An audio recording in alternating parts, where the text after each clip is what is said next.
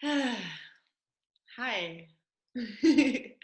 Welcome. I'm here with Taki'h and Jim, and today we're going to talk about the dark feminine. We're going to continue our series about the cross. This is our second interview. Last time we did the dark masculine, that was epic. And today we're going to talk all about the dark feminine, and I'm so excited. My name is Celeste. I'm from the Shambhala School Berlin tribe. And yeah, I initiated this interview with Taki'h because there's so many reasons, but what feels most alive right now is just integrating all these beautiful parts, and especially the dark parts. And with the dark feminine, I just feel the potency and gifts of having a healthy, integrated dark feminine, and how good that is to have, and to have people around us to have that and embody that. And it's been a really big part of my personal healing journey also, like really allowing this energy to be present in me, like right now. So yeah, this is why we're doing this today. Yeah. Yes, thanks, Celeste. My name's Jim. I'm following Taki'h's Path of the Cross.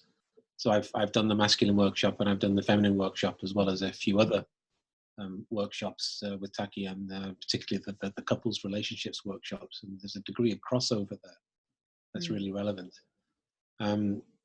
So I'm taking that soul journey and discovering more about myself and all my hidden parts and my suppressed parts and the parts that scream to get out. And I'm really getting in touch with that through this work. I'm fascinated with the dark feminine because, without wishing to get too personal, as a man who grew up in a tough city in the 70s in England, we're conditioned not to feel. So when the context was set for the workshop, this is a great way for you to access feeling. I thought, well, my God, how exciting is that? And as you'll hear from this interview, it's turned out to be a very, very rewarding and rich journey. So I'm thrilled and honored to be invited to be part of this. Thank you. Thank you, Jim. Oh, that's so touching. Yeah, and for me, I have infinite amount of passion for the cross. Since I was introduced to it by Bruce Lyon, teacher, mentor, friend of mine. I've been unpacking it, and with the support of John and Shambhala, John Darrell Rue, we brought it more and more into fruition, and it is a map. It is a blueprint for us to evolve as human beings and as souls, and that's what my passion is about. So if there's a map, I'm all about that map, and this is that map. And it's not just a map about making you feel better, having a healthier life, or whatever. It is about becoming whole. It is about including all aspects of yourself, and it's based on two axes, and that's why it's called the cross. It's based on literally a horizontal and a vertical axis. And in the vertical axis, you have soul and animal body. So what would seem as conflicting, but actually are just two ends of an axis, polarities. And then on the horizontal, you have feminine and masculine. Again, many times we experience them as conflicting or at odds, but actually they're just polarities on the same axis. You go deep enough into any of any polarity, you come out into the other, and they hold the same essence. And that's the beauty of it, to understand how our soul and animal body are actually vibrating the same. The part of me that knows myself as infinite and as eternal is vibrating the same as the raw, wild part of me, the animal part, that knows only this one life, only this one form. And the same with the masculine and the feminine. If I choose one word for the masculine, whether it's dark or light masculine, it'd be presence. presence. And if to choose to describe the feminine, whether it's light or dark feminine, it would be connection and feeling. And so what happens with the quadrants, and that's what the series is about, is that it's the combination. So here, if I have here the soul and I have here feminine, then the light feminine is the combination of soul and feminine. And if here I have animal body and here I have feminine, then here's the connection between animal body and feminine, dark feminine. And like that, dark masculine, light masculine. And so they are the combination.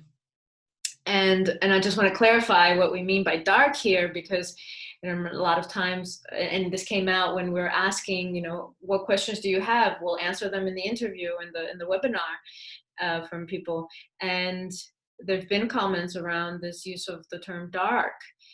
And of course, in a world where for over 2,000 years, the light has been what has been appreciated and what has been like the standard, the go-to, this is what you want to aspire to, versus dark just meaning earthly. And dark not being something you need to be afraid of. It's not something evil. It's not something that's bad or wrong or sinful. And so that referring to dark feminine is not about the evil sister or the bad, the unhealthy feminine. And within each quadrant, there's a shadow and there's a healthy, there's a distorted and there's a healthy. So we're going to be discussing that. And I really encourage you at home, those who are watching, that to connect to the whole series, that there's an interview, a webinar with some experiential component for each one of the quadrants. Right now, this is the second one, so there's only the dark masculine, but by the end, there will be one on each one of the quadrants, and to really go into it. And there's also a blog that I've written explaining in general the cross, and also a webinar that I've done, which is on the whole bit, and you can find that on my website in the blog section in the library. So help yourself and go deeper into the explanations of this map and of where it comes from. But I really want to honor Bruce in the way he developed this, because it came through the master DK, a master in the ethers, not in human form anymore. And it's quite esoteric. And then Bruce took it and really unpacked it and developed it. So my highest respects for that work. And now it's a map that we can all very tangibly work with. Yeah. Beautiful. Thank you so much for sharing that. I really like that you again pointed out the difference between shadow and dark. And for those of you who have not watched the first interview yet, I really recommend you do that. Taki'h's talking there a little bit more, going a little bit deeper into the cross and what's dark and what's shadow. And of course, as she already mentioned, there's an entire video just dedicated to the cross. And yeah, for me personally, I find this so helpful.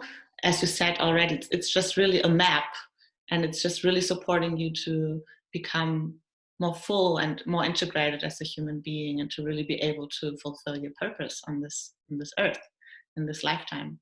So how do I do that? Like, imagine like the dark feminine is coming up. I can feel her presence arriving in my life, in my body, and it's scary maybe. And yeah, how do I do that?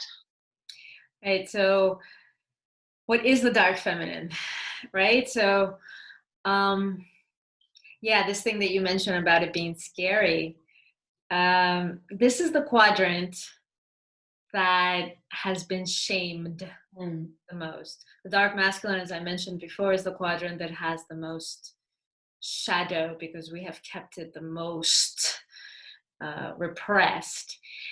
The dark feminine comes second on that in terms of repression, but it is about shaming, mostly in our society. So the dark feminine, I'll just describe some healthy aspects of the dark feminine so we can have clarity on what that even means. So remembering it's a combination of animal body plus feminine, so feeling connection and this animal power, rawness, wildness, instinctual nature. So we have a feminine, and this is for those in men's bodies and women's bodies. This is not just about being in a woman's body at all.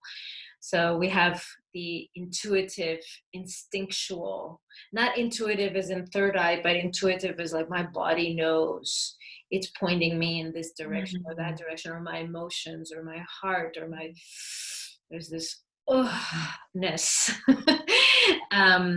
which has its wisdom, and it's coming from the body, the emotions. So there's that aspect of the dark feminine. The dark feminine also has a whole bit around feeling, right? So feeling here with the dark is really feeling. It's going into the depths of feeling, weeping, raging, deeply feeling, or orgasming, excitement. It doesn't only have to be emotions that are quite dense. It can also be ones of expansion and lightness, but it is the deep sense of feeling that this is running through me, as opposed to just something I can talk about. Yeah, it's gut wrenching kind of thing. So she has rage, and this is something that it scares people. She has rage. It's considered holy rage. Again, the archetypes, these are all archetypes. So archetypes are primordial forces of nature. They are not what my personality likes or dislikes. They are not what I consider good or bad. That does not play at all into this. They are universal, and they are archaic. They apply to everybody, period. Doesn't matter where you come from, where you live, where your age, your religion, your anything. So in that sense, they are for all of us to access. So this rage, people can have their opinions about whether that's a healthy or unhealthy thing. I'd like to always say that, well, isn't there things in this world to be quite angry about? Yeah.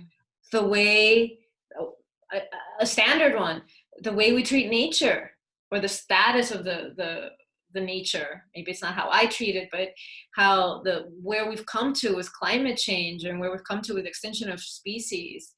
And what about hunger, or what about illnesses, or what about poverty, or what about rape, or what about whatever? There are things to have rage and to feel rage about. Yeah. It's considered holy rage because it is based on love. That rage saying, this isn't okay. This isn't okay. And I'm going to express that. So that's another aspect of the dark feminine, is that the expression of truth, of authenticity, fiercely in the way she expresses it, and in the way she demands it, that I don't need it to be sugar coated or petal covered, or put in any polite whatever way. I want it to be authentic. I want it to be true. And I'm also being that. When I'm in the dark feminine, I can give that. I'm transmitting that. So back to the emotions: rage, grief. Yeah. Grief, despair. How long have we as a humanity been cut off from our grief and our sadness and our mourning? Again, this goes hand in hand with the rage, or with the anger, with the it's not okay. And then, of course, the joy, the pleasure. This is also part of the reason this energy has been shamed so much. The pleasure.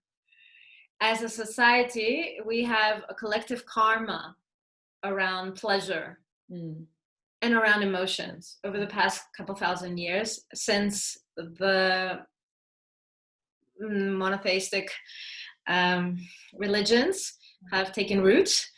The issue of pleasure, the issue of feeling, these themes have been demonized, and the crazy woman, or associated with women.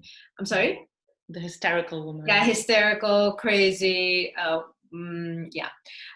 So this kind of, or the wildness of our nature, our disconnection with nature. And this is the dark feminine. Like, she's like, I am nature. I am that tree. I am those flowers. I am that deer that's running through the fields or that you just shot. I am that connection, and also the animal. So I am that nature. So as a collective, we have that karma around these these traits. So let me see what else about the dark feminine I can say in about her healthy aspects. Yeah, the sexuality, the pleasure, but that it's not to serve somebody. It's not to make babies. It is a sexual sovereignty. It is sexuality because I'm a sexual being, and that's mine. And I may or may not share it with somebody, but that's mine. And somebody else may or may not be involved, and it's still mine. And so the sexual sovereignty piece is a big one. And erotic wisdom, trusting where there's arrows, where there's juice for something turns me on. Somebody's talking and it turns me on. Doesn't mean I need to spread my legs and do something, like going to sexual penetration, but it's an erotic wisdom that this is bringing me alive and this is bringing me alive. I'm trusting that wisdom and going with it. There's also the senses, because she's of the dark quality in the earthly sense. So the senses, all of the senses, that how you care for your body and the smells and the textures and the foods and the beauty of it. So all of this, the senses, very, very much her world in those in men's bodies and women's bodies.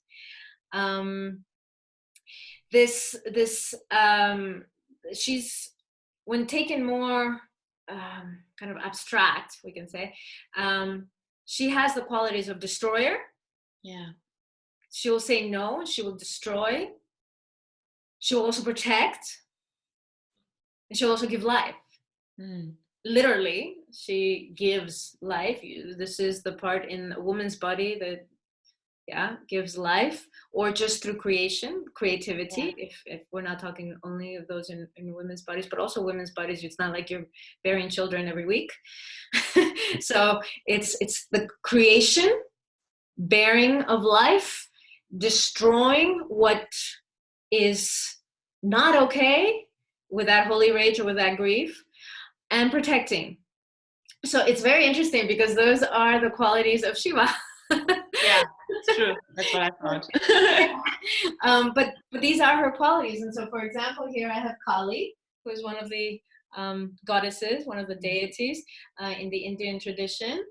And she's cutting through the veils and destroying the ego with her blood, the blood hanging out of her tongue and her course of skulls and her big sword here. Also, the dark feminine is about fertility. And so here we have the Greek goddess, the Cretan snake goddess. She doesn't have any other name than snake goddess. She's many thousand years old. Not this one in particular. and her bare breasts are representing fertility, but it's not just a woman's body's fertility, it's the fertility of nature, of life. And she's holding two snakes, the energy of Kundalini that's coming through the earth of life force. This is her. And so the dark feminine is also very connected to the rhythms of life and the rhythms of nature, in that cycles of life. And so this is a chalice, a silver chalice, and here you can see the full moon and the crescent moons, and you can't see the no moon, the empty moon, the new moon, because you can't pictorially see it, but it is the rhythms of life in the lunar calendar, in the solar calendar, these rhythms, this honoring of different stages of life, and of a person's life, and also of humanity, of society collectively.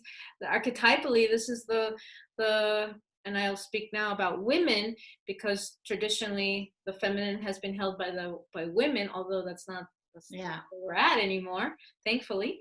But it's the witch, it's the one that's making the potions, it's the initiatress in sexual rituals and magic. It is very much the earthly mother who's there holding her children, crying with her children, taking care of her children, and the children are not just the ones that come out of her yoni, out of her womb. It's the one who's saying no more. Yeah, it's a huge range. Yeah. But it's very much we can romanticize it, but it's very much judged in the society we live in 2020 now. It's a marginalized energy. It's shamed. Yeah. We're breaking that open right now. Like, I feel like there's a big shift happening, and like with the whole movements in the past months and years, all humans and women also just really owning more these qualities of the dark feminine. Like I can see this, like, but like there's a big fear around it. So I would like to know more about like what's the unhealthy, like how does that express? Right. So one big unhealthy, and I didn't mention the healthy aspect, so I'll start with that one. Okay. Is in most people, this is one of the things that comes up for them, is the manipulator. Mm-hmm. And so, especially those in men's bodies, hear about this a lot, about how women manipulate and use their sexual or emotional or whatever energy and manipulate. Like men never do that. Right. So I was about to say, it's not just those women's bodies, but it's easy to point out there. But so manipulation, it's abuse of power. Yeah. The healthy aspect is the enchantress, is the magnetizing. If you think of an egg in the ovaries that is attracting sperm, it's not manipulating. It's not saying, like, oh, come and this and that and whatever, it's vibrating life. Yeah. And it's sounding its note, and sperm is like, okay, that's where I'm going because I'm resonating with the same. And I read a really, really interesting piece about this recently, about this whole idea of fertilization within a human, that the conventional science has always tried to portray this as the sperm being the active thing that like penetrates the egg, and it's the sperm that has the control. It's not. It's the egg that has the key mechanism, and the sperm doesn't play a secondary role, but it just certainly doesn't play a primary one either. So it's interesting that science is catching up with this idea and turning it on its head. And also that the sperm is not the one that's it's not the healthiest or strongest or the whole like survival of the fittest thing sperm. It's the one that's resonating with, and she will open, or it will open, the egg will open when that resonance is the same. Then of course you have fusion, because that's just law of resonance. So yes, like that is the healthy version of manipulation. If we take manipulation out, the healthy version is I'm just vibrating, I'm walking through, and I'm full of life, and I'm juicy, and I'm vibrant, or I'm so deeply feeling, or I'm whatever in my authenticity, and that's going to attract whatever is in resonance with that, as opposed to I have to find ways and come this way, that way, and manipulation. So that's one unhealthy. Another unhealthy is this dumping, bitching, raging, kind of raging like at somebody versus about something. There's a big difference. Raging at somebody where you're just like, they are a trash can and I'm about to just dump all my crap or throw up on them, vomit on them, is another way it feels when you're on the receiving end of that. So this getting lost in the emotions, as opposed to I can feel deeply, and I don't have to make it your problem. Or I don't have to hold you responsible for my feelings. So the difference between the healthy and that unhealthy can be vengeful, I said bitchy, possessive, bitter, stabbing in the back, kind of this kind of distortion, around cruel, and actually just lost in drama. And how do I know when it's drama and when it's real? Well, if it's real, then you're going to be deeply feeling it, and it's about you, and it doesn't matter who's watching, who's around, or what else is happening on the outside. And if it's real, it's going to be like nature, like weather, like a cloud that passes through the sky. Some days are very cloudy, and those clouds don't move very fast, but they do move. So if I'm just stuck in it and stuck in it and stuck in it and going in circles, nobody in a woman's or man's body, that's not healthy.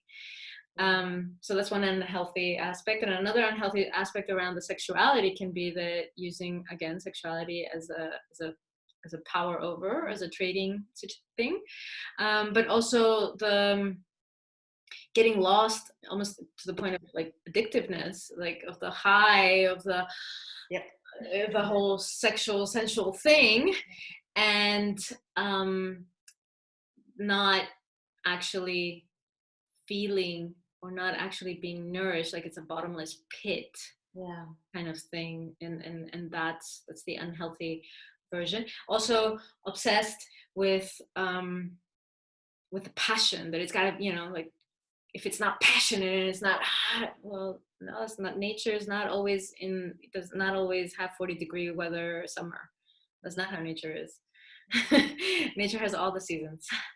These are some of the unhealthy. And the stunted, because that's also unhealthy, when you don't have enough. That's when you have a lot of that energy. If you don't have enough of this energy, you're going to feel like disconnected from sexuality, maybe even judging it, shaming it, slut shaming, big one. Women, men do it to women, women do it to men. I mean, it's like it's happening. Slut shaming. And so this is a distorted in the stunted version, when there's not enough of this energy developed. But also the being disconnected from emotions, that you're judging that, like this is less, it's maybe less spiritual, or less developed, or less mature, or just less in some way, or just too messy, this kind of thing. So disconnection or judgment of sexuality, of the body, that it's this thing, or that it doesn't have any wisdom, or it doesn't have any of its own intelligence.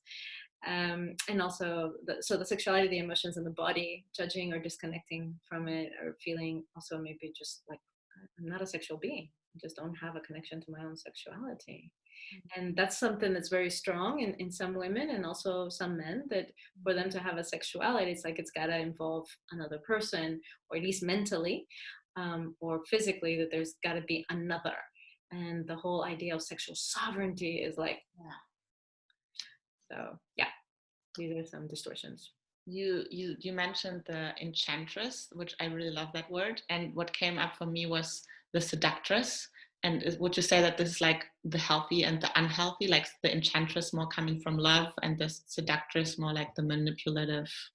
Like for me personally, I feel like seduction is like a different thing than enchanting. And like, So I avoid the word seduction or seductress because it has so much baggage in our society. Seduction can be clean, can be fun, can be transparent, but rarely is. So what we have experienced as seduction is usually manipulation. You seduce to manipulate. It's like a 1 + 1 = 2 thing. Where enchantress, or the one that's magnetizing, attracting, like I'm like a magnet and come to me, is a much cleaner. That there isn't baggage around that. So can there be seduction that's clean and transparent? Yes. Do we have references for it in our daily life? Probably not. And so that's why I avoid the word. Yeah, cool. Yeah, I like that. So yeah, I can sense that it's a fine line with the dark feminine, and it's not always easy to tell if you're not, like, if your eye is not very trained. Well,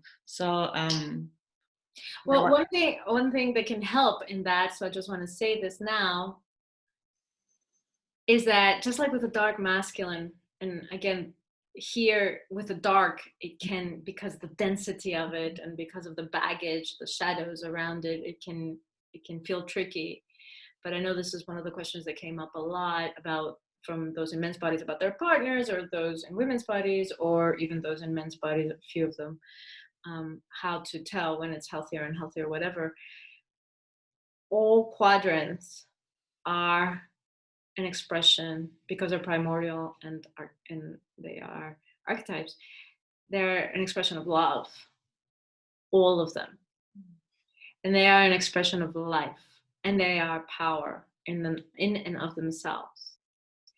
So if that can be felt when it's clean, and a woman or a man is weeping, that can be felt without the other person feeling like they're being dumped on. Yeah. Or is raging, like the pain of that, or the fire of that can be felt. That doesn't mean the other person doesn't feel fear or contraction or whatever their response might be, because of their own issues with their own dark feminine, or some wounds from the unhealthy dark feminine from the past. But it can be felt as an expression of love. This is how the dark feminine loves. She loves through feeling. She loves through expressing truth, the yes and the no, the yes, and the no, this is not okay. She loves through the authenticity, the expression of truth. She loves through feeling. She loves through the body. She loves. This is love. And that usually can be felt in your body. The mind may say many things, but in the body you can feel it if you allow, if you're allowing yourself to feel through your body. Yeah. So one way to meet the dark feminine and to know when she's in a healthy place is to meet her with your own dark feminine. That's beautiful. I like that you really like look at, like with the dark masculine also, always look within first before outside. Like it's a little bit different, but still, like you can only really, like, if your dark feminine is somehow unhealthy, you might get triggered by someone in their dark feminine, or like it might stir some shit up for you. For sure. That's for any of the quadrants, or any quality, really. If somebody's embodying something strongly and fully, and you rejecting it inside of you, it will trigger you. That doesn't mean that is unhealthy. Yeah, right. That's a good point. Yeah. It just means it may still be unhealthy, but it also means, or first and foremost, it means that I've got something to look at inside of me. Yeah. Why is this triggering me? Is it because it's really unhealthy, or because I don't allow myself to weep, right, to orgasm, to feel sexually sovereign and independent and expressive, or to, say my no and my yes authentically? What is it? Yeah, that's beautiful. Wow, yeah, I could talk about this forever, but so yeah, I imagine what happens if I notice this energy coming up for me. How can I cultivate a healthy dark feminine? What are the traps on the way to cultivating that? How to not do it? Maybe also.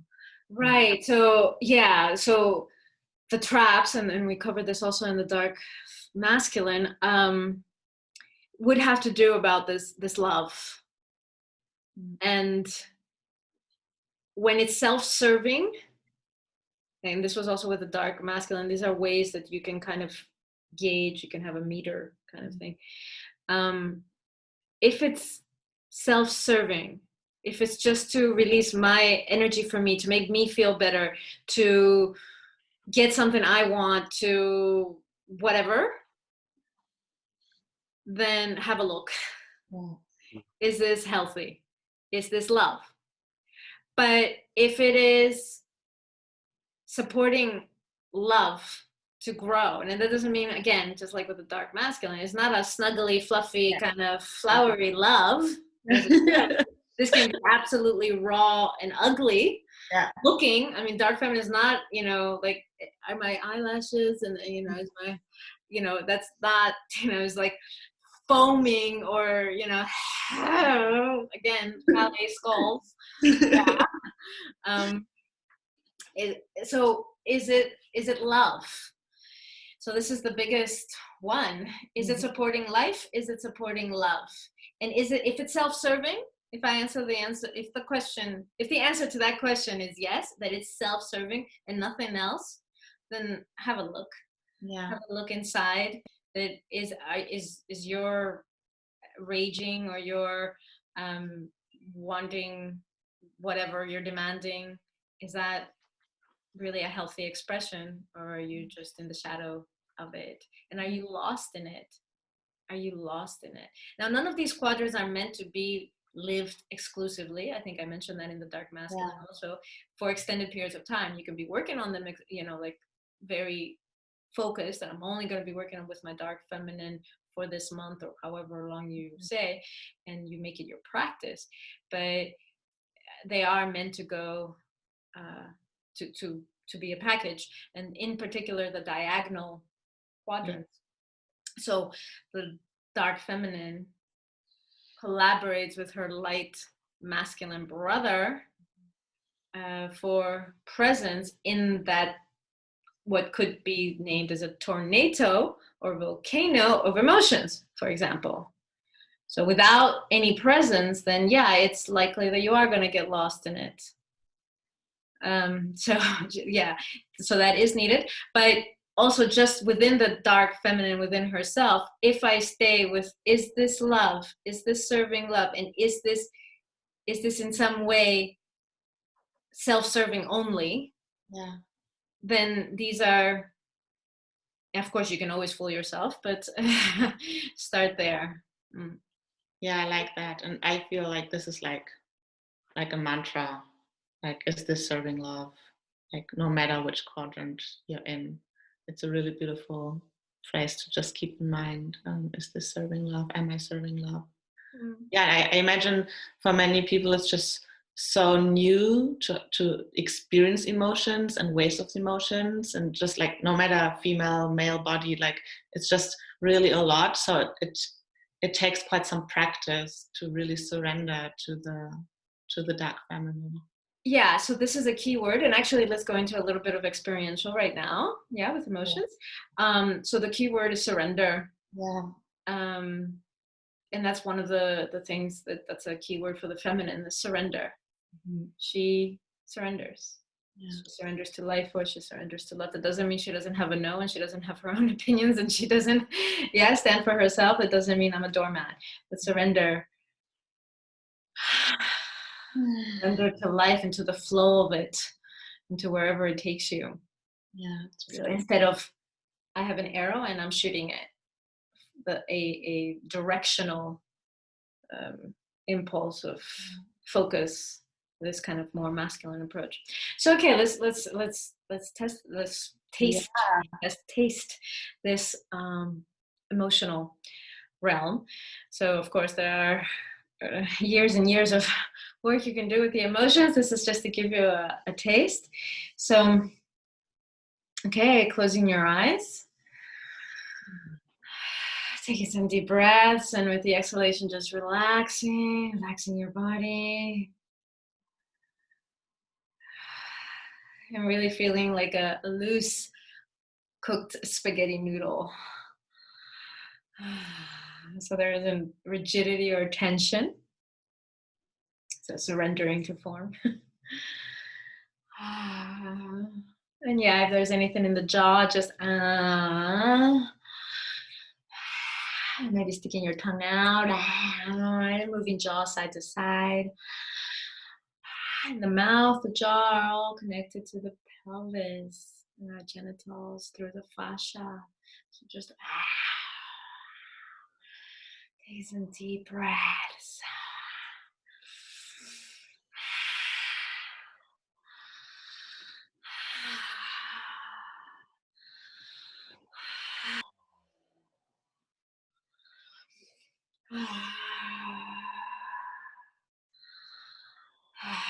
And letting your body move. If it doesn't want to move, question, is that true? Or is it that I am just used to keeping it still and maybe wants to spiral or snake, or just with the inhalation, moving the chest out, and with the exhalation, allowing it to relax. It can be that simple or that subtle. Again, dark feminine is connected to the body.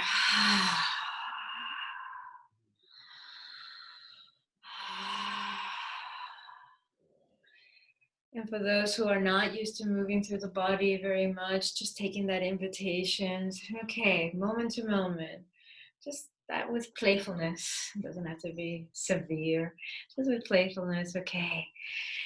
And how will I just jiggle wiggle a little bit, or whatever it is. It doesn't have to look like anything. And having one hand over the heart and one hand over the lower belly, if you're in a woman's body, over the womb center. Deep breath. And you can feel your heartbeat perhaps. And maybe it's even a little bit accelerated. Maybe there's some nervousness or excitement. Honoring that, whatever is real in this moment.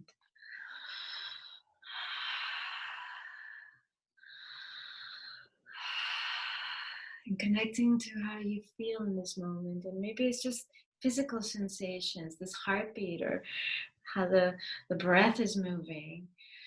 Maybe other physical sensations of heat or pulsation or vibration or piercing sensation or ant-like sensation. It's fine. And also connecting to maybe there are genuine feelings that are active, alive in you right now. And just honoring whatever is there. Maybe there's some joy, or maybe there's some sadness or frustration. Maybe there's fear. Whatever's there, maybe there's a mix of things. Allow yourself to bathe, to enter into this lake. The waters of emotions as they flow, like a river flows. You don't have to be afraid that you're going to be swept up in them. At any point, you can open your eyes.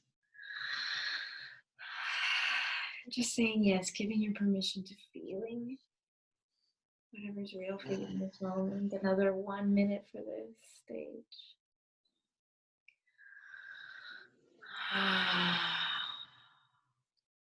Still engaging the body if that feels right for you.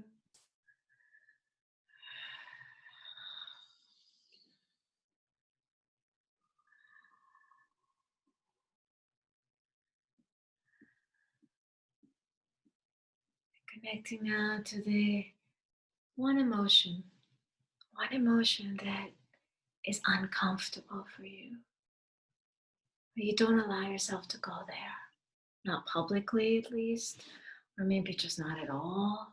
You judge it maybe in others or in yourself when it has come out. Go there and just meet it like it's a door you're looking at.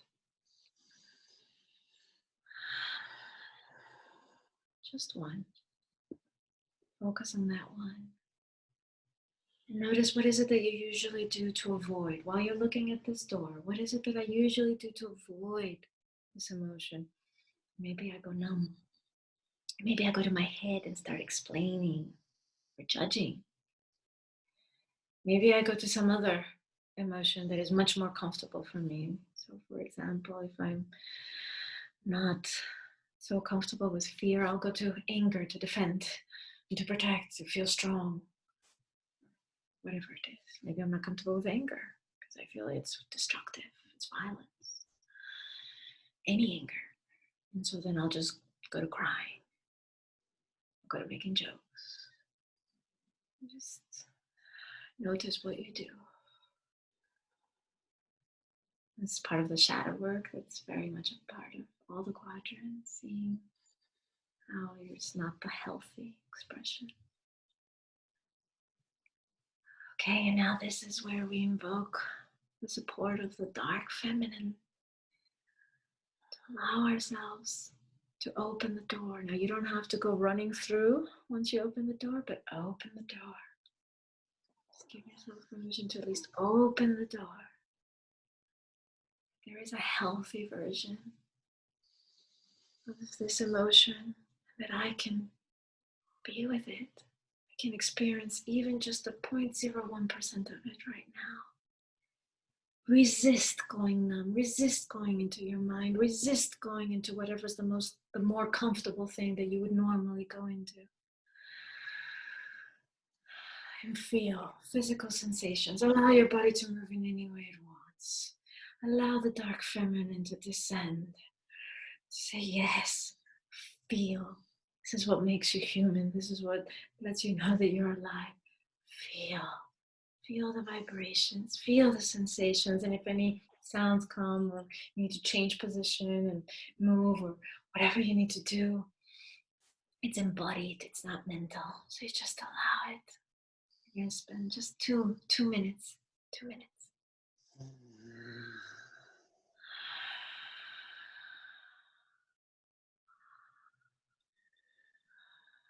So I'm not clinging or being attached, nor am I rejecting. I'm just allowing it to move through me. And as it moves through me, maybe there's other layers that are revealed.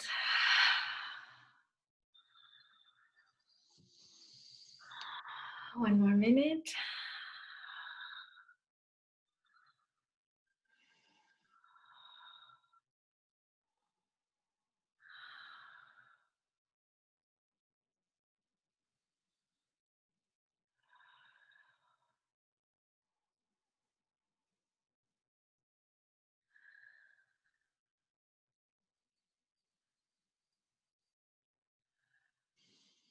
Wherever you've reached, connecting to the vulnerability of deeply feeling instead of rejecting, judging, going numb, whatever the escape mechanisms are. Just connect to the vulnerability. That doesn't mean you're weak. Vulnerability is not a weakness. It's a depth. Allowing yourself to feel it. Notice maybe there's fear. Oh, when I'm vulnerable, I'll be attacked, I'll be eaten up, taken advantage of, whatever it is. Right now, you're in the comfort of your own home, you're safe. Just connect to that vulnerability. It just means you're open. Notice what happens in your body when you allow that vulnerability to run through you and acknowledging it instead of running away from it. 30 seconds more.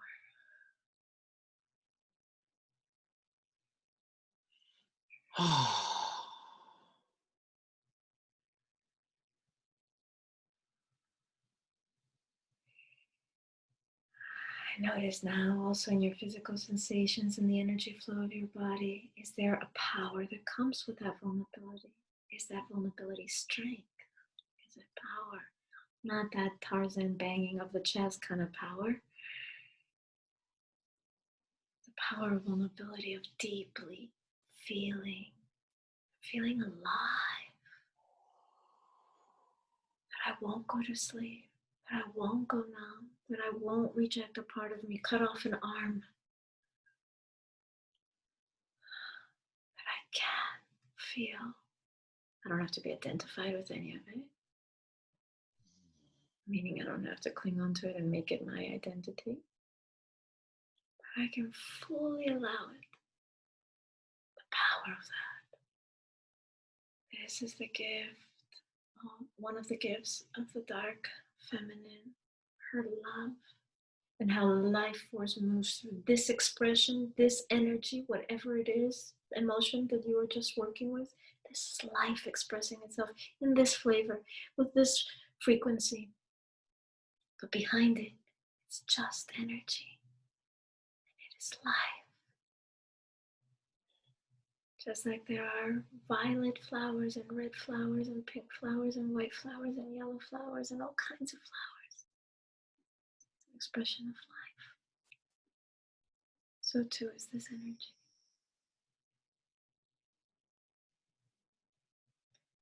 And for the last stage, recognizing where your resistance is with this emotion. What wounds you carry around. Perhaps you've been on the receiving end of the unhealthy version of this expression. Okay. Perhaps through some circumstances you decided this was not okay. Something that's happened. And you made a decision. Does that serve you? Does that serve your wholeness?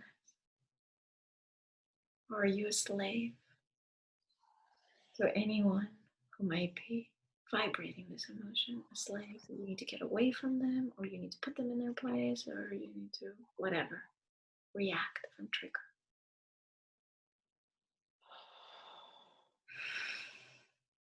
And now connecting to the authenticity, the fierce authenticity of the dark feminine. What is the truth? Bluntly, rawly, raw-ishly. No sugarcoating it. Whenever that's complete, opening your eyes. Maybe you need to stretch or shake or whatever you need to do with your body so that you can let this settle. If you're watching from home, you can always just hit pause until you've integrated. Take the time you need, roll around on the floor, get a blanket, cuddle yourself, whatever you want to do, and continue with us when you're ready. How was that, both of you? That was so beautiful. Yeah, it's a really, really easy access for me to connect to her. Beautiful. Thank you, Taki'h. Thank you. I remember the first time I tried this, I just couldn't get there, and I was judging myself so badly for not being able to get there. But now, having experienced it in real time before, it was so much easier to get into it, and I could reach a depth around the emotion I was working with that I've not reached before, right here, right now. And this is the thing I remember you saying about emotion has history, but feeling is right here and right now. That sounds like a brilliant statement I made. That moment. Yes, the emotion has history, it has baggage, it has memories, it has other people, it has all kinds of things. But the feeling, that's just here and now. That's just pure energy moving through you. It's so liberating. Yes, it's freedom. Yes. It is freedom. It's the freedom. It's the freedom to express your yes or your no without shame, without guilt, without trigger, without script. Guys, if you haven't done this, do it. It's just, wow. It's like the best shower, the best wash you'll ever have. Thank you, Jim. That's a great I'm gonna tagline that one. Thank you, love. Yeah. So that was very short and powerful practice to invoke the dark feminine. And I imagine Jim and I, we have experience with this.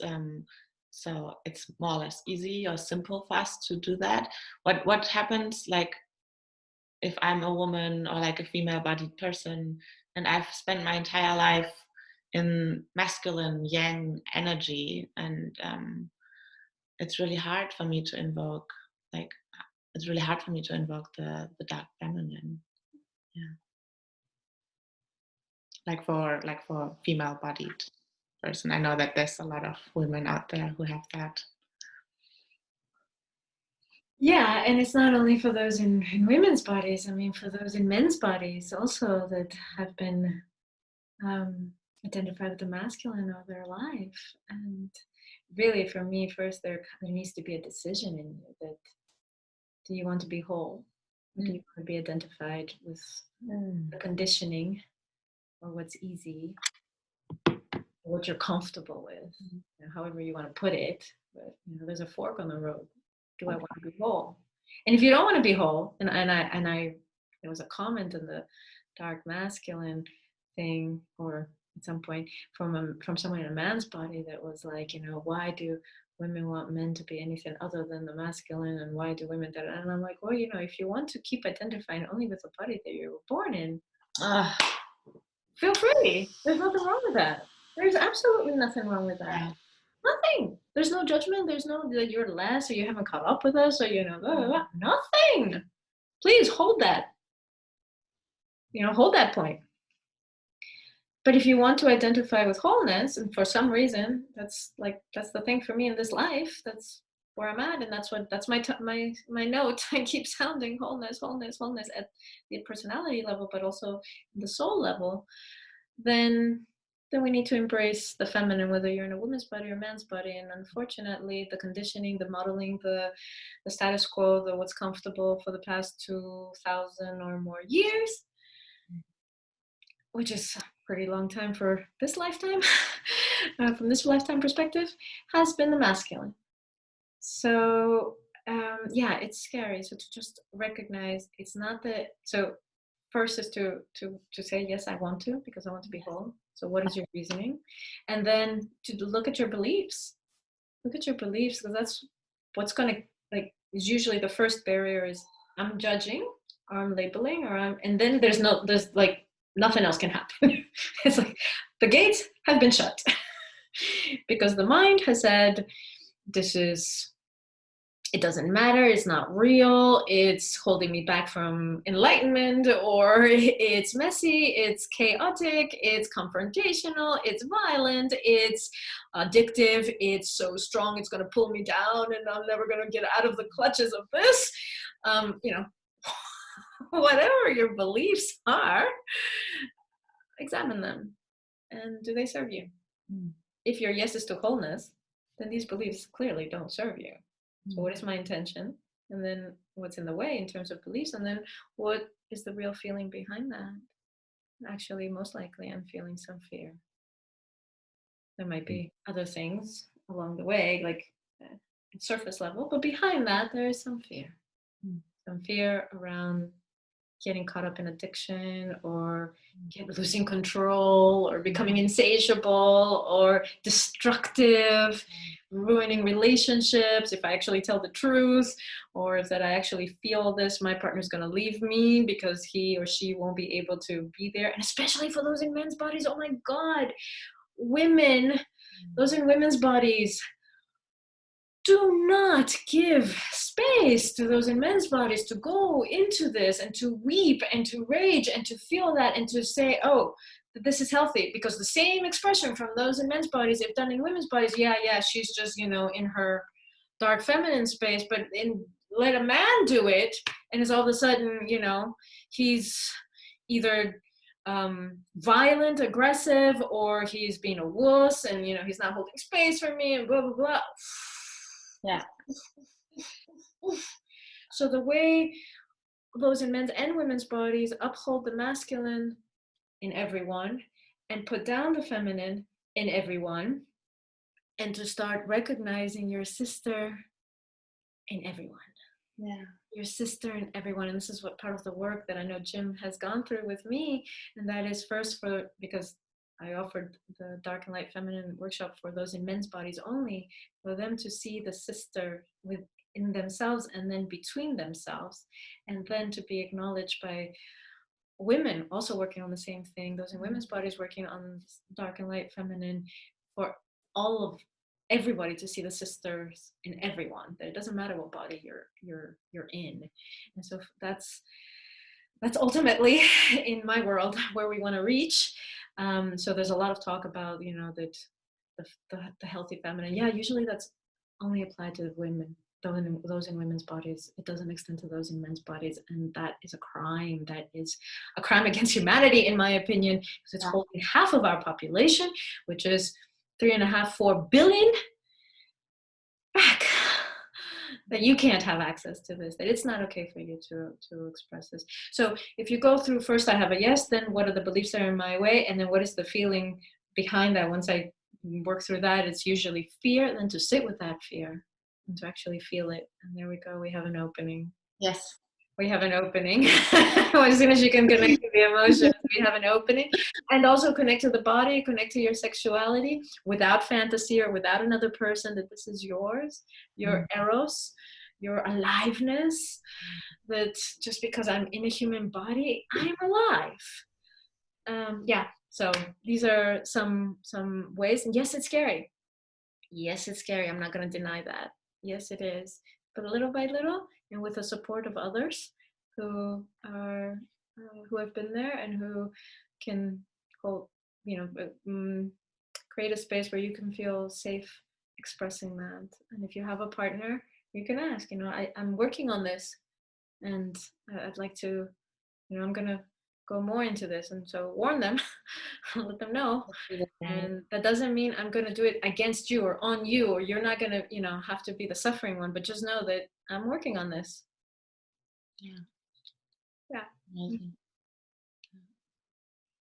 It's a very wide-ranging answer, covering the dark femininity in both men's and women's bodies. Thank you for that, Taki'h, and it reminded me very much of the way you guide a men's group through this. I also recall very vividly, and want to honor here your own vulnerability in doing this work with men. And being in a group of 15 other men is like my own personal nightmare, but to have the freedom and to be coached through and held by a skilled facilitator like yourself in that environment, to unleash and to express my feminine qualities, not my femininity. I think that's a common misconception. I'm not expressing my femininity. As brothers in the room, we're expressing our feminine qualities and doing so safely, which is almost alien to most men. I mean, I can't be specific on a culture or a generation for this. There was a guy in our group who was in his early 20s from a culture very different to my own, and we all went through the same experience. And we had the same reality, and we had the same challenges. And I remember one of the challenges that I faced the hardest was getting in touch with the emotion. And so what it's like to really experience your dark feminine, your raw, wild emotion in a man's body. I remember you went through some very clear process to help us get to that point. Do you recall when we expressed it's difficult for us to tap into our emotions, even though we think of ourselves as emotional people? And you said something about doing the opposite to what your normal reaction is. Could you maybe go into that a bit more detail? Yeah, and I just want to honor actually something about that group right now, because I want to honor something that I haven't publicly, and I haven't written about it, or I haven't, I remember in that group saying repeatedly, you risk everything. If you embrace this, you will risk everything. You will risk losing everything. And I remember saying it several times. And Timo, my husband, who was assisting me, said, but you'll win everything. You'll gain everything. You'll open up to everything. Guys, do it. Because obviously I was starting to sound discouraging at some point, I guess. And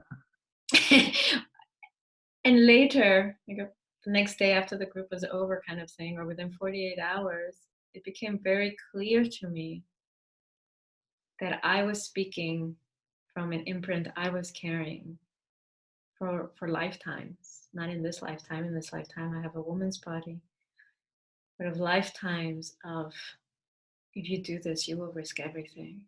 Because I searched inside of me with that, because I found it odd that I was so stuck on this phrase. And what I found was that in previous lives, I have not risked everything. I haven't. In a man's body, I haven't. And that group of men, the 18 of you actually, who came together, did something that I had not done in a man's body. Maybe I have, but the imprint that remains is when I haven't. To embrace the feminine. And you're right, not that I'm going to be a woman. I'm going to embrace the feminine. And she is equal to my masculine inside and around me. And it's like the 18 of you gave me that part of me from the past, that safety that I couldn't find then, whatever age, time in humanity age that it might have, that I might have been operating in. And I was like, wow, this is how karma works. That 18 of you said, yeah, maybe it's risking everything, but at this time in age, in 2020 or 2019, it was last year, I'm embracing everything and how times have changed in the millennia scope. And what a breath of fresh air it was for my soul to be in the presence of 18 who said, hell yeah, I want this. And time has come. And I know there's many brothers out there in men's bodies who are all over the world who are doing similar work in many different ways. So I don't pretend it's only 18 of you, but it was my experience of the healing that can happen from embracing the feminine for those in men's bodies and for those in women's bodies, to receive that, to see that, to be witness of that, to be present in a man who is embracing that feminine, because isn't that what we are begging for? Isn't that what we are demanding? Isn't that what we are like,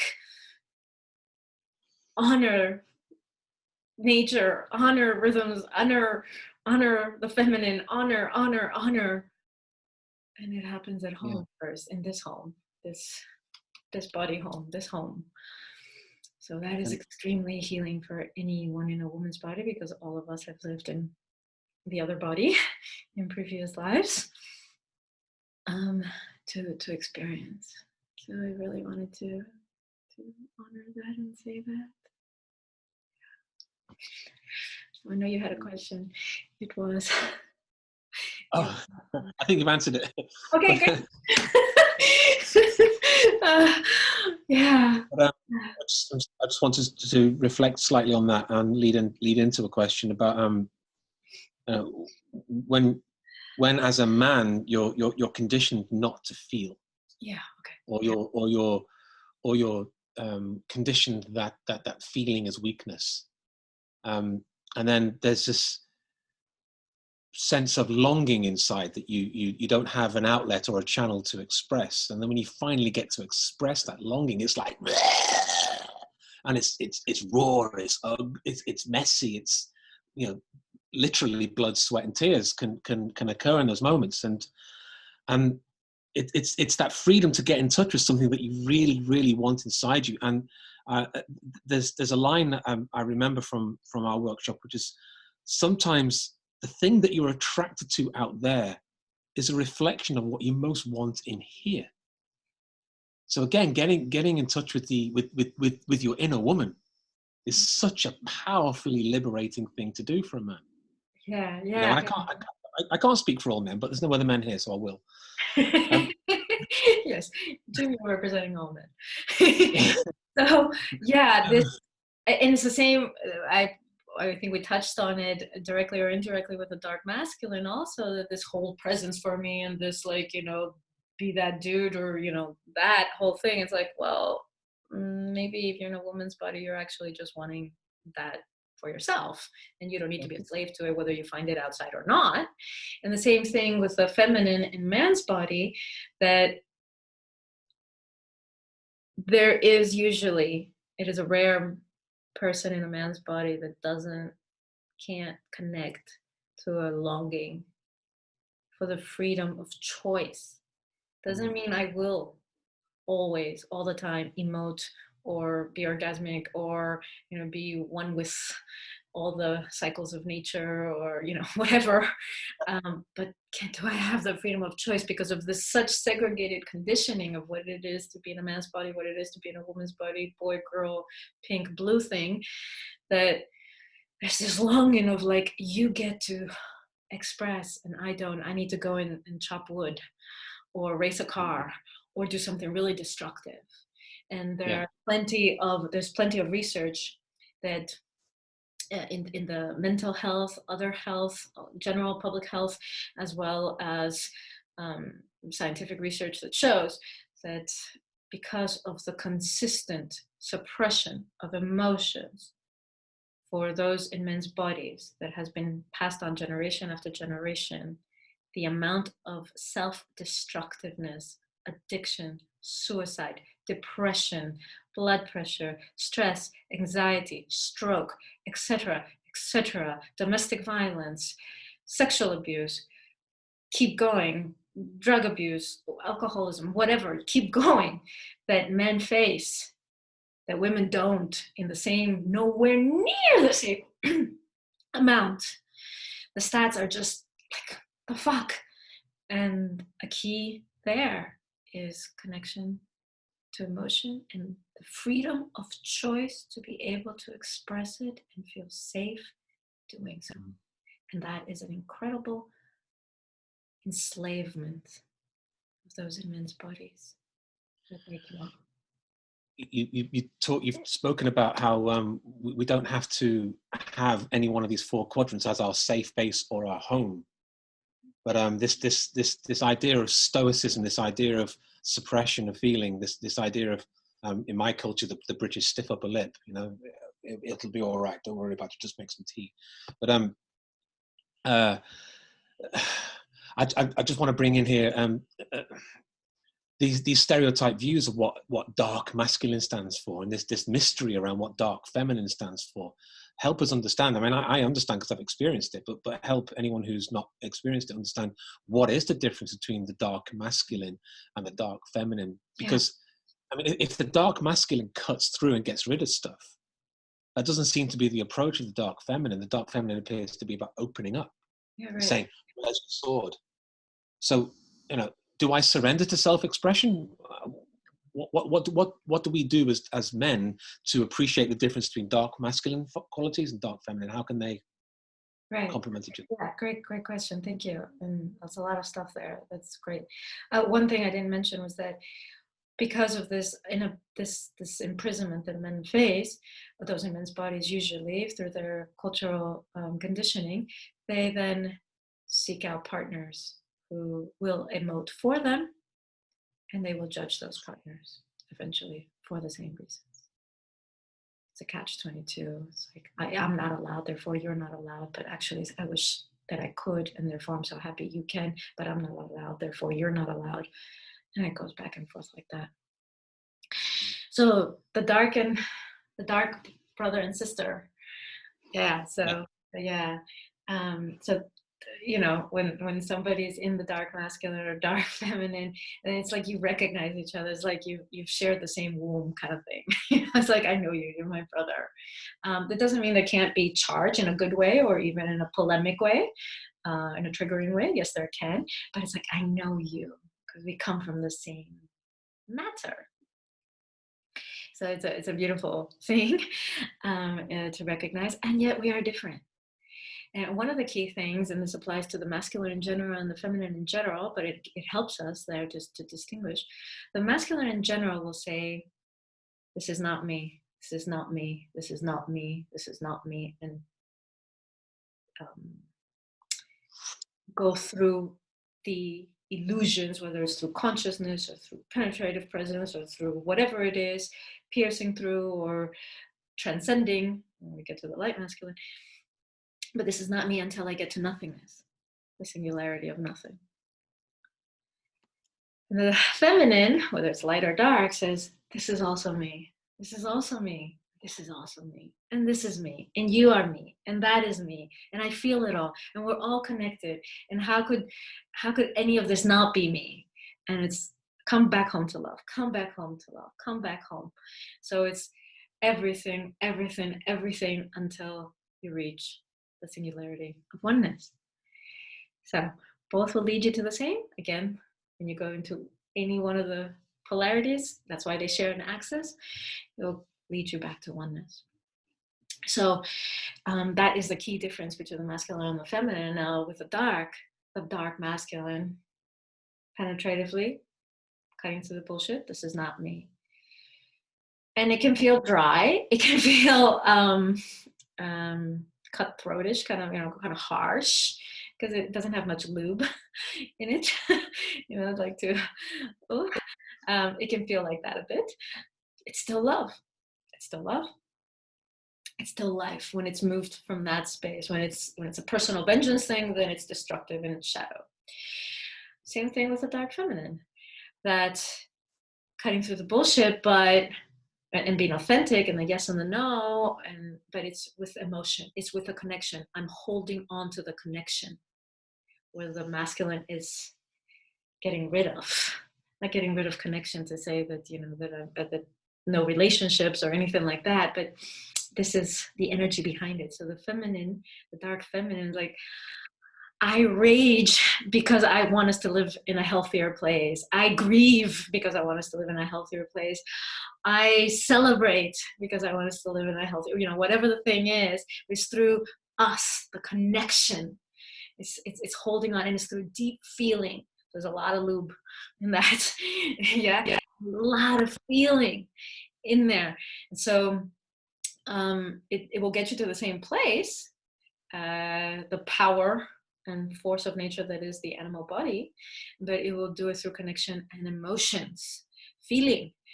And the dark feminine also also in their sexuality, she is, just that multi-orgasmic, or absolutely everything is sexual, being penetrated by the planets, by the trees, this kind of course by humans also, but that it's expanded, this kind of thing, where the dark masculine is more ravishing and taking, and just it's more through presence, it's more through a focus, where the dark feminine is more through a expansion, so so these are the key differences, and it can be felt when something is more kind of, it has that juice, that lube, and it's got that feeling, that emoting, versus the cut or the aspect of it. So it can be felt like that, but those are the best words that I can come up with right now for the distinction. It's a great question. Yeah. There's just something I just want to pick up on there about two words you've used. There's taking and there's surrendering. Right. Yeah. And again, at the risk of speaking for all men, there's this fear around the word penetration. And again, at the risk of being too self-disclosing, one of my scripts is this thing about penetration. There's this guilt and shame around this concept of penetration, but it's very easy, guys, to get hung up on what penetration really means. It doesn't necessarily mean push through. It can be an energetic thing. And one of the things that this dark feminine can teach us to do is to surrender to an energetic penetration from the masculine and the feminine qualities of your partner. And that's an incredible feeling, to surrender to just accept what's coming into you. Just because you're a man, it doesn't mean you can't accept.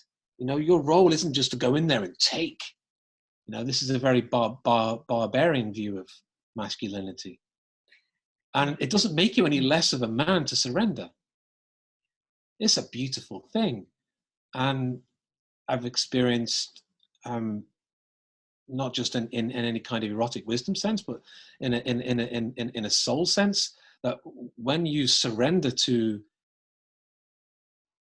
the dark feminine in a woman's body, you're received more. And it's not a transaction, it's a connection, it's a vibration, it's a resonance, and it feels great. And there's nothing quite like it. And my masculine side is like, whoa, dude, where have you been all your life? Yeah, you've touched on some really key points. It's so good to also have someone in a man's body here to reflect back and to share. So thank you so much for joining us, Jim. And I do think you do speak for most men in all of these comments so far. And the surrender piece is a big one. And it's also a big one for those in women's bodies, actually. And I know that those in men's bodies look and say, oh, women know how to surrender, they can do the surrender thing, and it's actually a myth. Many women, I mean, some women can, yes, but many women also struggle with this. And so I just want to bring our attention to where the root of that is coming from. And there might be others, but the one that I want to point out right now is that there has been a lot of harm and there has been pain by unhealthy expressions of dominance, and where surrender was not a choice. And so those in men's bodies have not only lived in a man's body, those in women's bodies have not only lived in women's bodies. Everybody knows what's been done from the giving and the receiving side of those collective traumas or wounds that we carry still. So there's like a not a body memory from this body necessarily, although for some also in this body, but the fear to surrender because harm has been done, because there has been pain, because there has been rape, because there has been pillaging, because there has been whatever. So to honor that, and for most men who have a fear around surrender, it's because you know what has been done. And maybe you've been in the perpetrating side of it or the receiving side of it in this life, or maybe in some other life. And so, of course, there's a fear to surrender, just like there is in those in women's bodies. But as a woman, if you want to have penetration, you don't have a choice. You receive if you want to have penetration. If you want to have penetration, of course, you can have sex without penetration. So I'm not saying you don't have a choice if you want to have sex, if you want to have penetration. And surrendering when it's done with love. When you surrender to love from love. It's love meeting love. It's love meeting love. So, and that can sound very sweet and cozy, yeah, but it's love meeting love when it's surrendering to rage, or surrendering to grief, or surrendering to, you know, whatever. It's still love. It's still that surrender if it's coming from an authentic place, and it's love. It's an expression of love, as opposed to I have to, as opposed to, you know, I don't have a choice, which has been the situation before. It's like I surrender, like in war, that I've been defeated. And also for the one who is on the other side of the surrendering, not the one who is surrendering, but to also come from a place of love. And that doesn't have to look or sound in any particular way. So you have to surrender to the fierceness and to the incredible force of nature that is the dark feminine, whether you're in a woman's body or a man's body, but to be in the presence of that when that is held cleanly and lovingly is something we mostly yearn for. We yearn to surrender. We yearn to surrender. And I spoke about this also with the dark masculine. We yearn to surrender to power, clean power, real power. We yearn for it and we can't find it. Like, where? Give it to me, please. I want to surrender. But I don't want to surrender to a thief. I don't want to surrender to, you know, I want to surrender to this force. And that's the same thing with the dark feminine. I want to surrender to this force that is unapologetically all of nature, everything. I want to surrender to life. I want to surrender.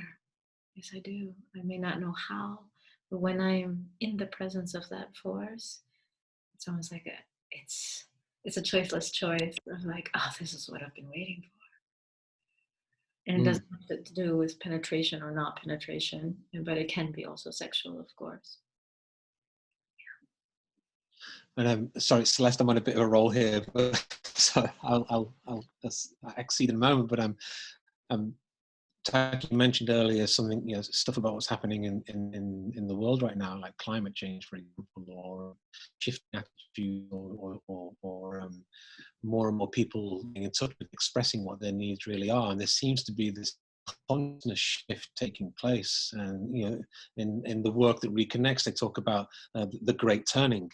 and there's a shift in the ages coming up. There's a reason why all these elements and all these workshops are available now, because humanity needs it. So why do we need this collectively now? What role is it playing in human development?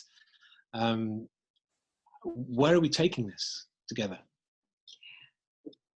Thank you. There was one more thing I wanted to say about surrender for those in men's bodies. And I've been asked, and I have a video on this, so you can watch it separately on YouTube on my channel.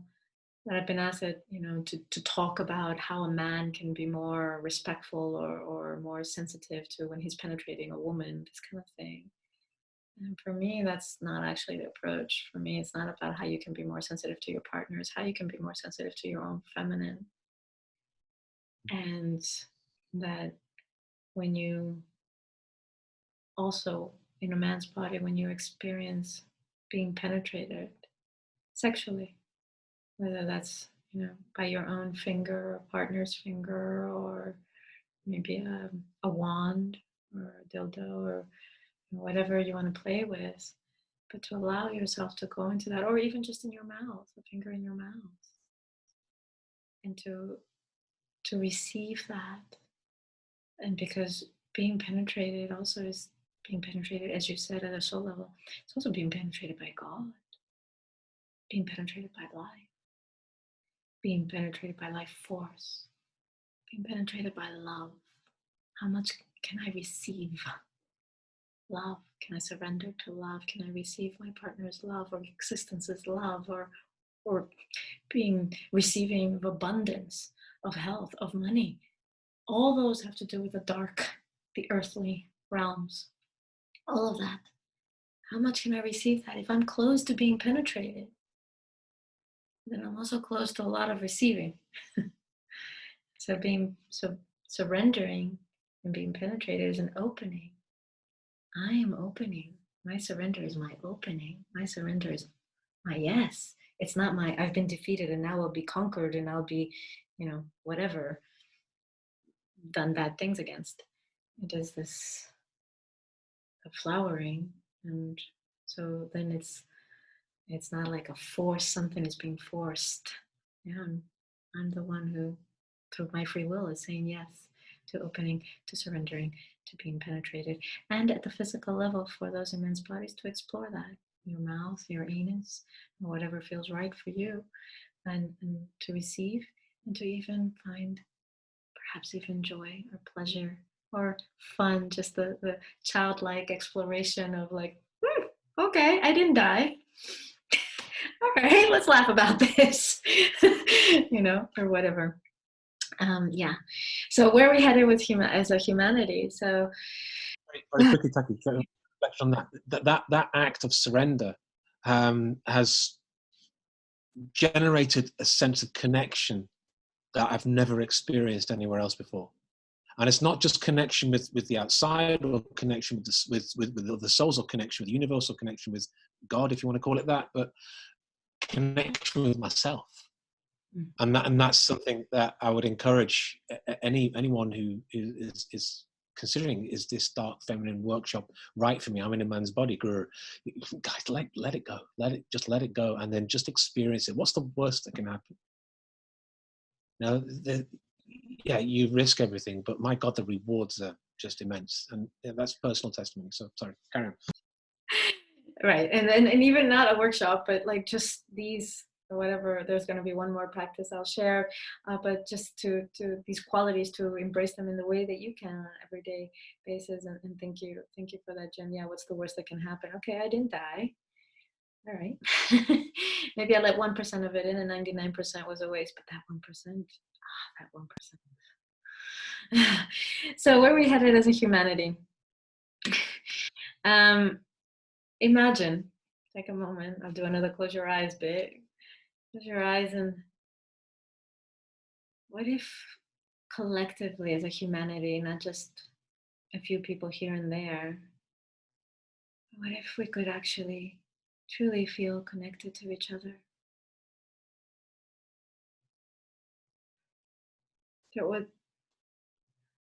That it's not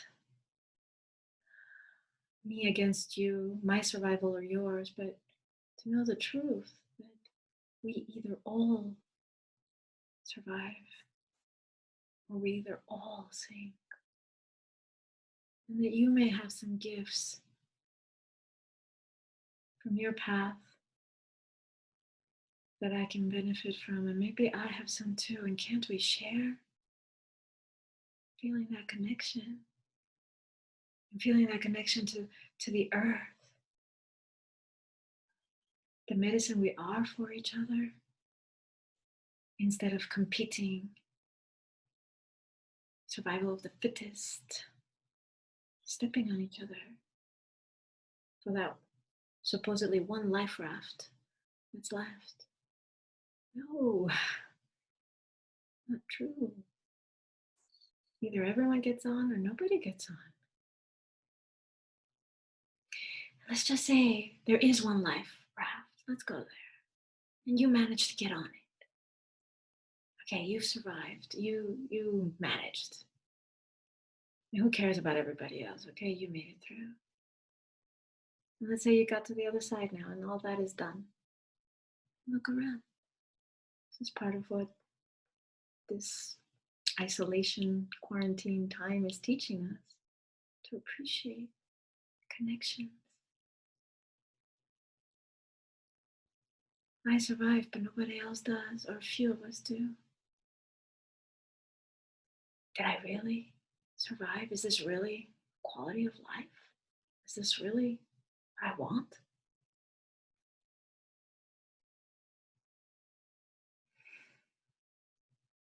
And the feeling,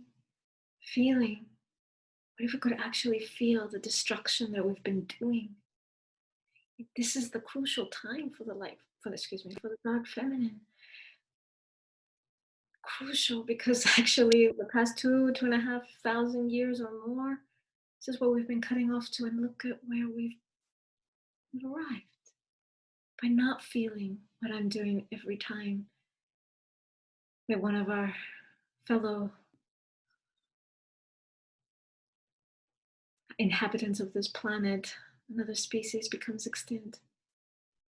By not feeling what's happening to the ozone, by not feeling what's happening to the temperature levels in the seas and the melting of the polar ice caps, by not feeling what happens when those polar bears are going into homes to try to find food.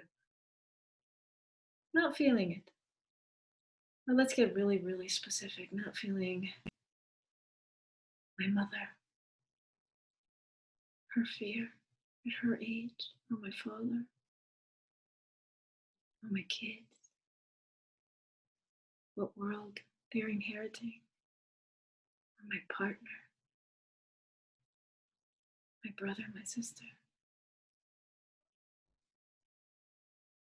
What happens when we don't feel at the collective level? What happens when we shame pleasure? Pleasure of being alive, pleasure of being in a human body, pleasure of being able to walk on nature, on dirt, earth, sand, pleasure of the water, clean water. So this is the time where as a humanity we have a choice. Do we fall asleep? Do we continue to go numb? Or do we open that door like we did individually but collectively and face what we haven't been willing to face? Feeling and connection with the body and emotional levels.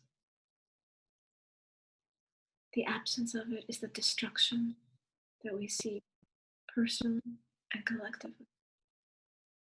The presence of it might be our one and only life raft.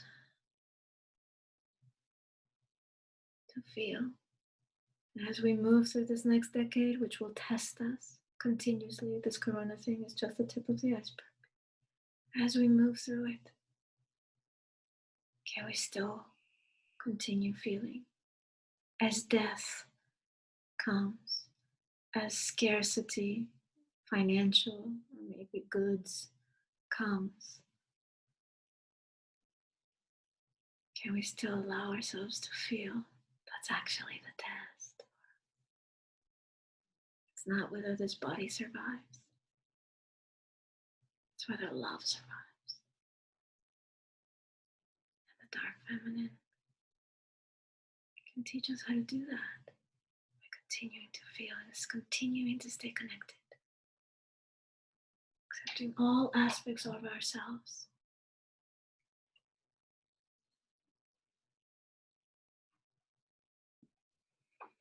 So that's where we're headed as a humanity. Whenever you're ready, you can open your eyes. That's our fork in the road. That's our test. It's not about whether this body survives. It's whether love survives. And the dark feminine. And it's not my dark feminine or your dark feminine. It's the dark feminine. Grace me, bless me with feelings, with being able to feel, with being able to stay connected. The dark feminine. Yeah. Yeah, thank you for that journey. That was really beautiful. How was that? How was that for you guys? I just love these mini, really short practices that pierce in or open me up really fast. Yeah, the essential oil drop. Yeah. Yeah. So we'll do one more and then we'll wrap up, I think. Yes. Yeah. Yes. Okay, so one more now.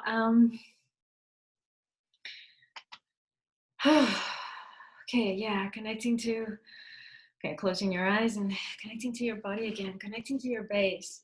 Maybe it'll support you to make some kind of spiraling.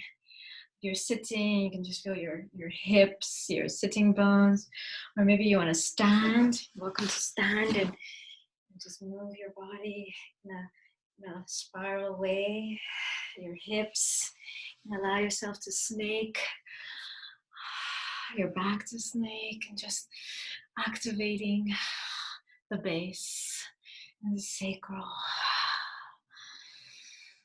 And just do that for another minute, and just essential oil version. And breathing. It's like, how do I call this on demand when I just went through this other journey? Well, you just call on the dark feminine. Just call onto the life force. I am everything.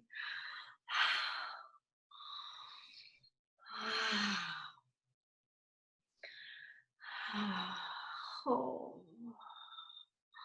the sensuality, the pleasure of being alive in this body. And when it's your last moments, last minutes in this body, you will wish for this. So experience it now.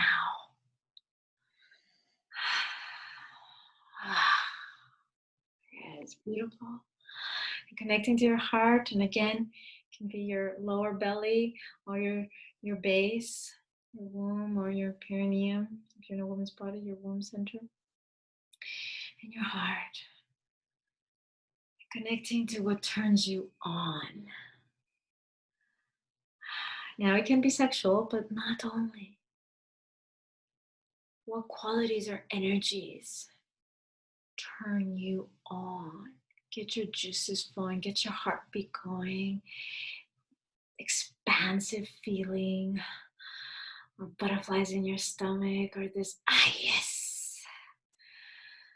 Yeah, connecting to eros. And there's physical eros, sexual eros. There's also emotional eros, heart eros. There's also soul level eros. Connecting to the wisdom of eros. What turns me on, and it'll let me know that yes, I've been activated, because the body will react, and it'll be like, oh, I'm getting turned on, it's juicy, it's arousing, yes. But it doesn't mean I want to have sex with anybody. This is eros. Yeah, eros. It can be desire, but it's more about what turns me on and lets me know I'm alive, what resonance, what chemistry, what spark. Maybe it's certain kinds of ideas. So let go of a particular person or a particular situation. Yeah, it's not person, place specific. Now connecting to the wisdom of that arrows. Am I listening to its wisdom? What is the wisdom? What is the message behind it? If this is what's turning me on, what does that say about the qualities that I have embraced in my life for myself or not? Or some decisions I need to make in my life, this way or that way. Maybe personal life, family life, romantic, sexual, business, work, health.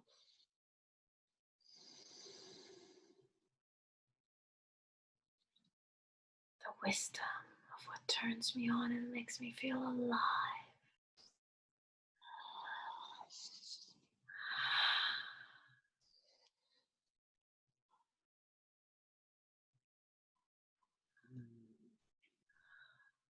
Just another minute to connect to that wisdom, what it's pointing me toward.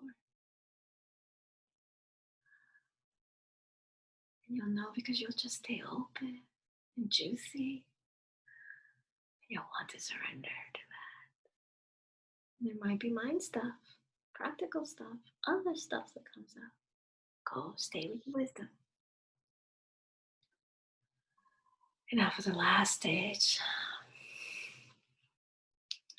Do I dare let this wisdom, erotic wisdom, guide me?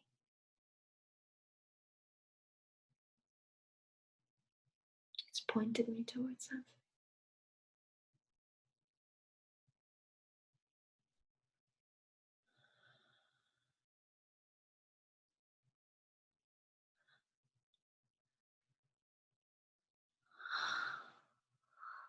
This is life talking to me, pointing. It's the energy of life. My body knows it because it responds to it. And my heart knows it because it responds to it. And maybe even my soul knows it if I'm connected to that, or my higher self, or some true self, authentic self. It's a response to it. Do I dare? Last minute.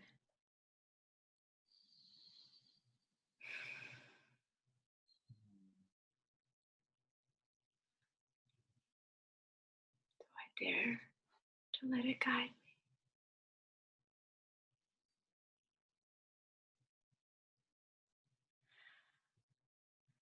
Okay, and there's actually one more stage. And now the authentic, dark, feminine also says no. Now, with that erotic wisdom and from a place of authenticity, what needs to be said no to? Because it's actually pulling me back from that yes, that truth. What do I need to say no to? And maybe it's with tears and great pain, and even feeling suffering, or maybe it's with relief, excitement. Something that needs to be said no to. No, this is not okay. No more of this. I'll believe you.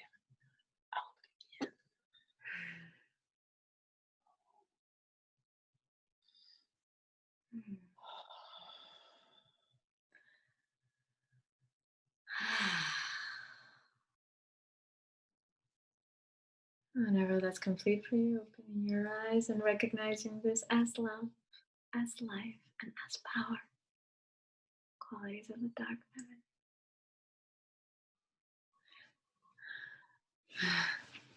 That's all the practices I had wanted to share today, and plus one that came up spontaneously.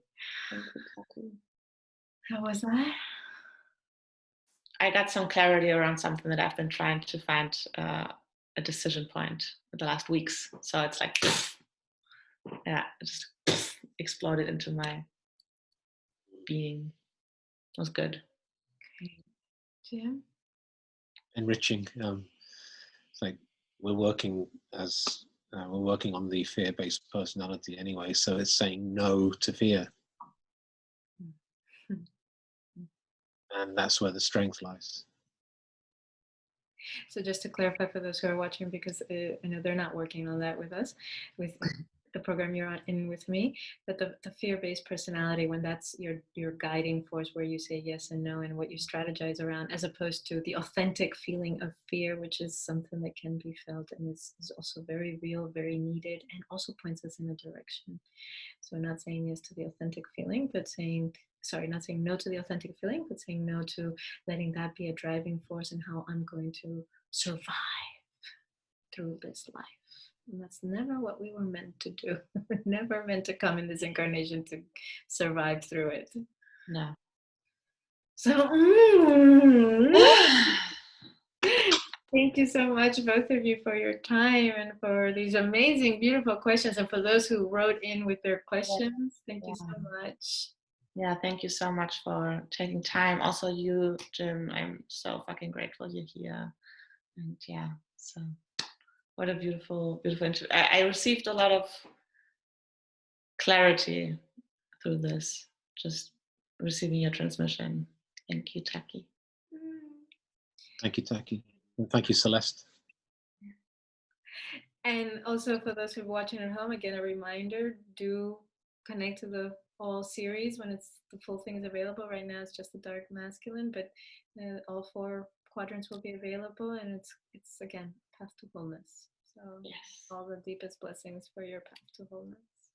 Thank you. Thank you.